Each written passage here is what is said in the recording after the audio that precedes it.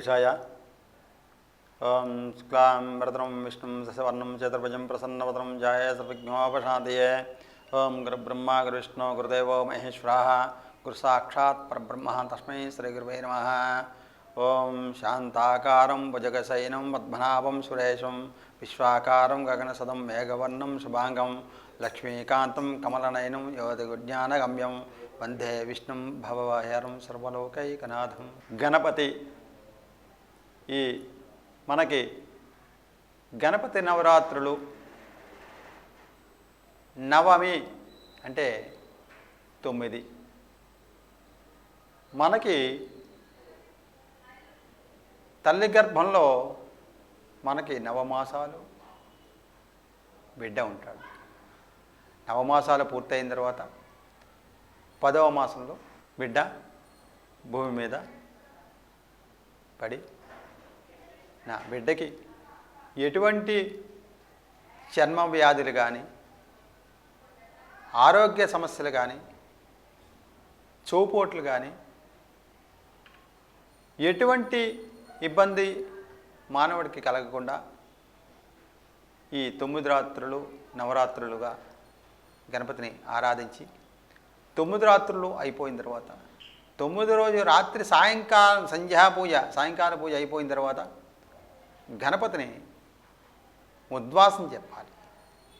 అంటే 9 రోజులు ఏ విఘ్నాలు కలగకుండా అన్నీ ఉదయం సాయంత్రం పూజా కార్యక్రమాలు నిర్వర్తించి 9 రాత్రులు పూర్తి చేసుకొని 9వ రోజు సాయంత్రం స్వామివారికి అర్చన అయిన తర్వాత గణపతిని ఉద్వాసన అంటే తాత్కాలికంగా ఉద్వాసన.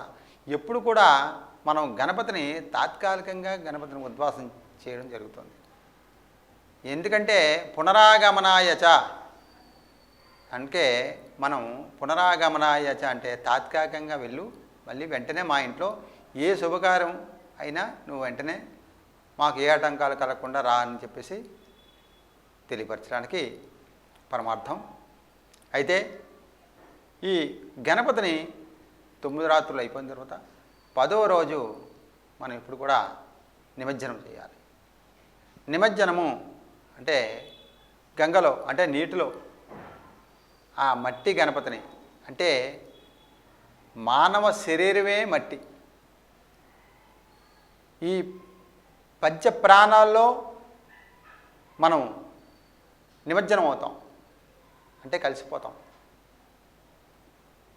అంటే గాలిలో గాలి, నీటిలో నీరు, అగ్నిలో అగ్ని, మట్టిలో మట్టి, ఇవన్నీ కూడా మనం పంచభూతాల్లో మన ఆత్మ నివిలీనం అవుతుంది. కనుక నిమజ్జనము అంటే గణపతిని ఆ విధంగా నిమజ్జనం చేసినట్టయితే, గంగలో నిమజ్జనం చేసినట్టయితే మట్టి గణపతిని మనకి చనిపోయిన తర్వాత మానవుడు ఉత్తమ లోకాలకి వెళ్ళాలన్నా, మానవుడికి ఉత్తమ ఫలితాలు రావాలన్నా, మానవుడికి మళ్ళీ ఉత్తమ జన్మ రావాలన్నా గణపతిని ఈ విధంగా నిమజ్జనం చేసి గణపతి అష్టోత్తరం కానీ, గణపతి మంత్రాన్ని కానీ, గం గణపతయే నమః అని గణపతిని ఆరాధిస్తూ మనకి ఎక్కడి నుంచైనా ఏ ఫలితాలను అందించాలంటే ఆ గణపతి ద్వారా మనకి ఫలితాలు అందుతుంటాయి. అంచేత అలాంటి గణపతిని మనం నిమజ్జనం 3 రోజులు కానీ, అంటే 3 రాత్రులు కానీ, 5 రాత్రులు కానీ, 7 రాత్రులు కానీ, 9 రాత్రులు కానీ, 21 రోజు కానీ. మనకి 21 రోజు విశిష్టత ఏమిటి? 21 రోజు కూడా మానవుడు 9 మాసాలు పూర్తయిన తర్వాత 10వ మాసాన్ని మానవుడు భూమి మీద పడిన తర్వాత ఆ పిల్లడికి నామకరణ చేయాలి. అంటే ఆ పేరు ఎప్పుడు పెడతాం? 21 రోజు పెడతాం. ఆ 21 రోజు పేరు పెట్టేటప్పుడు ఇంకా పర్వాలేదు, ఆ పిల్లడికి 21 రోజు పూర్తి అయిపోయింది కనుక 21 రోజు నామకరణ చేయాలి కనుక ఆ బాబుకి ఎటువంటి ఇబ్బంది లేవు కనుక నామకరణ చేయొచ్చు అని పరమార్థం. అంటే 21 రోజు నామకరణలో 21 పత్రులు అంటే ఉసిరిపత్రి, జాజీపత్రి, మారేడుపత్రి, జిల్లేడుపత్రి, జాజిపత్రి, ఎన్నో పత్రులు మనకి గరికి పత్రి. మనకి విఘ్నేశ్వరుడికి ఎక్కువగా పత్రిలో ప్రాముఖ్యమైన పత్రి ఏమిటంటే గరిక పత్రి. ఈ గరిక పత్రితో అర్చన చేయించినట్టయితే మానవుడికి చర్మ వ్యాధులు రావు. ఈ 9 రోజులు కూడా 11 రోజులు కానీ 21 రోజులు కానీ ఈ 21 పత్రులతో మానవుడికి ఎటువంటి వ్యాధులు కలగకుండా ఆ పత్రులు కాపాడుతాయి. ఆ గణపతి మనకి అంతటి విశిష్టంగా ఆ పత్రుల ద్వారా మనకి గణపతికి ఎక్కువ ఏదో పువ్వులతో పూజ చేయాలని లేదు. బోల్డ్ పత్రులు ఉన్నాయి. ఆ పత్రులన్నీ తీసుకొచ్చి చక్కగా కూడా గరికి పత్రి పూజయామి, అశ్వపత్ర పూజామి, అర్గానపత్రం పూజామి, అలాగే తులసి పత్రి పూజామి. గణపతికి ఎప్పుడు కూడా తులసితో ఉత్తి రోజుల్లో పూజ చేయకూడదు. తులసి పత్రితో ఉత్తి రోజుల్లో పూజ చేస్తే మనకి ఎటువంటి ఫలితాలు అందవు.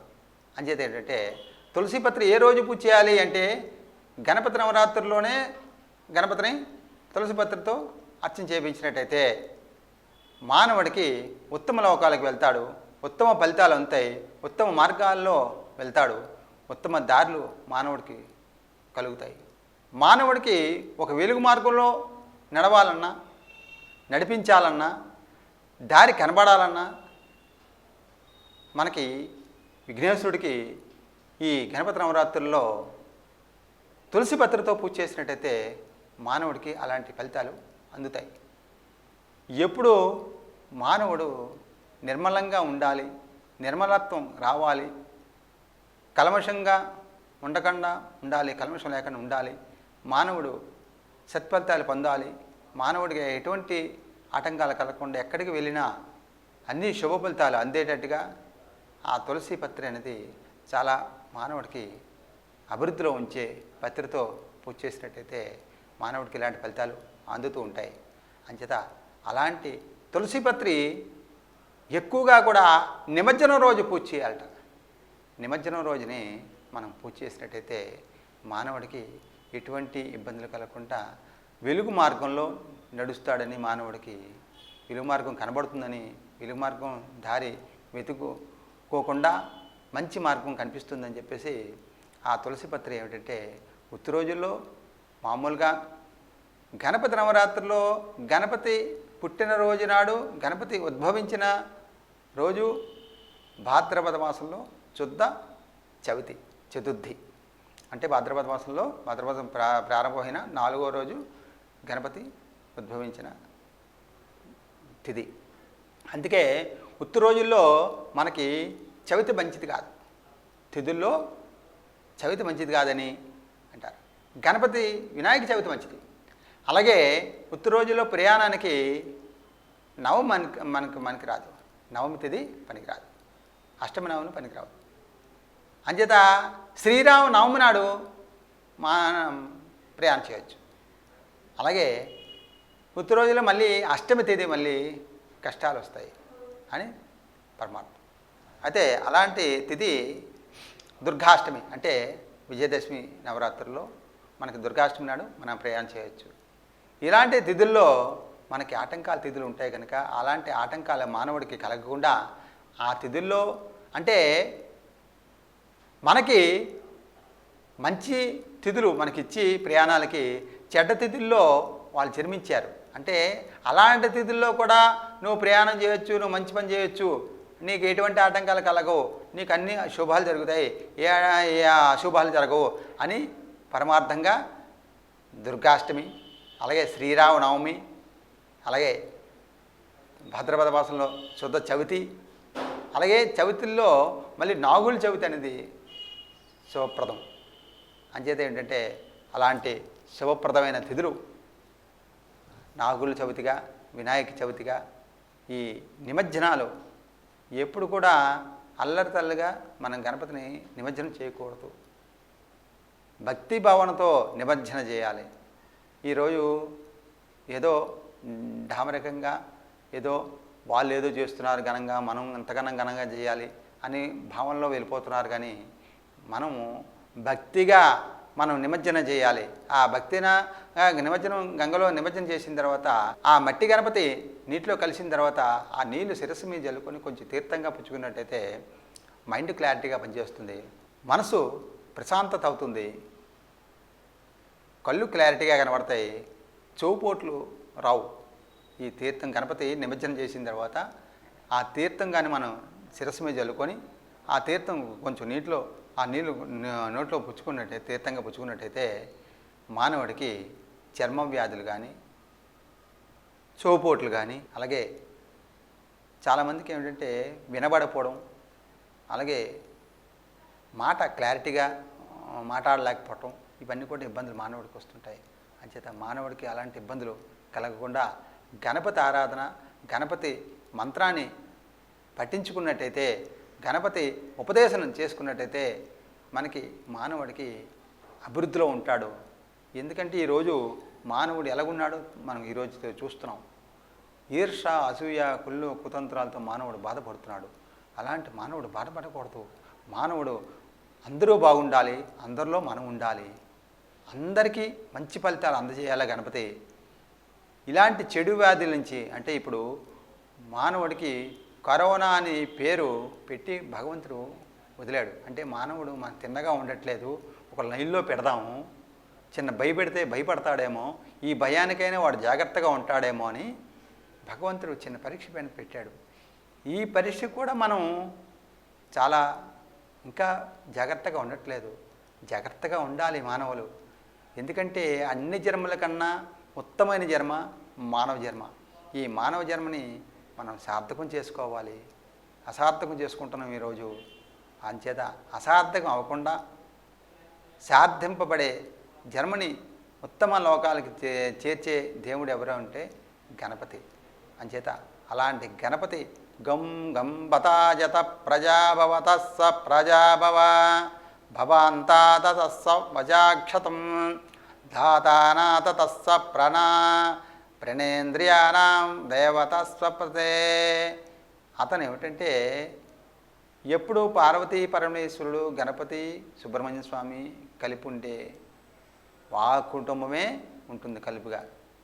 అంచేత అలాంటి గణపతిని ఆరాధించినట్టయితే కుటుంబం సంకేతగా ఉంటుంది, సస్యశ్యామలంగా ఉంటుంది, కలిసి మెలిసి ఉంటారు. ఎందుకంటే అందరూ కలిసిమెలిసి ఉండాలి, అందరూ కలిసిమెలిసిగా పని చేసుకోవాలి అని పరమార్థాన్ని చూపించే దేవుడు ఎవరు ఉన్నారంటే ఆ గణపతి. అంచేత అన్యోన్యం ఈరోజు దెబ్బ తగిలింది మానవుడికి. ఎప్పుడు కూడా కలిసిమెలిసి లేదు, ఎక్కడ చూసినా నువ్వు ఎంత నేనెంత అన్నట్టు ఉన్నాం. అంచేత ఆ అంత ఈ అంత కాకుండా అందరం ఒకటే అని భావనలో మానవులు అందరం ఒకటే అని భావన తెలియపరిచి ఆ మానవుడికి శక్తిని పెంచి మానవుడికి ఎటువంటి ఇబ్బందులు ఆటంకాలు కలగకుండా సర్వదా కాపాడే దేవుడు ఎవరు ఉన్నారంటే గణపతి.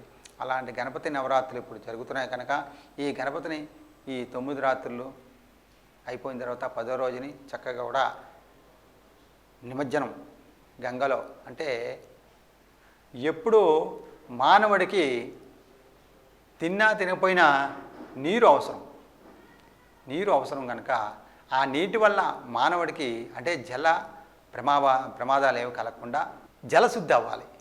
ఆ జలశుద్ధి అవ్వాలి అంటే జలం శుద్ధి అవ్వాలంటే ఆ నిమజ్జనం 9 రోజులు అయిన తర్వాత 10వ రోజుని నిమజ్జనం చేసినట్టయితే గణపతిని నీటిలో ఆ నీరు శుద్ధి అవుతుంది, మనసు క్లారిటీ అవుతుంది.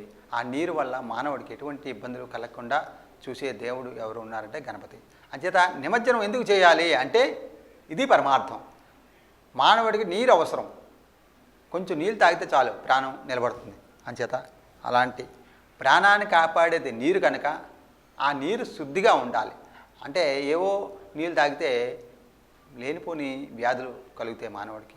అంచేత లేనిపోని నీళ్ళు తాగినట్టయితే మానవుడికి ఎటువంటి ఇబ్బందులు కలగకుండా ఆ గణపతిని, అందుకే మనకు ఫస్ట్ వచ్చిన పండగ ఏమిటంటే గణపతి వినాయక చవితి.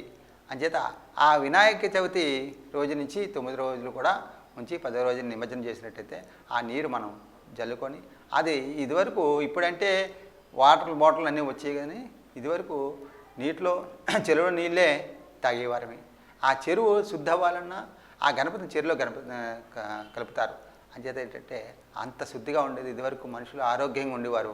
అంచేత అలాంటి ఆరోగ్యంగా ఉండాలని మానవులందరికీ కూడా ఈ నిమజ్జనం తాలూకా పరమార్థం. ఇంత అన్నది కనుక ఆ గణపతిని ఇంకా నీటిలో నిమజ్జనం చేసినట్టయితే నీరు శుద్ధి అవుతుంది, మానవుడు ప్రశాంతంగా ఉంటాడు, ఆరోగ్యంగా ఉంటాడు అని పరమార్థం.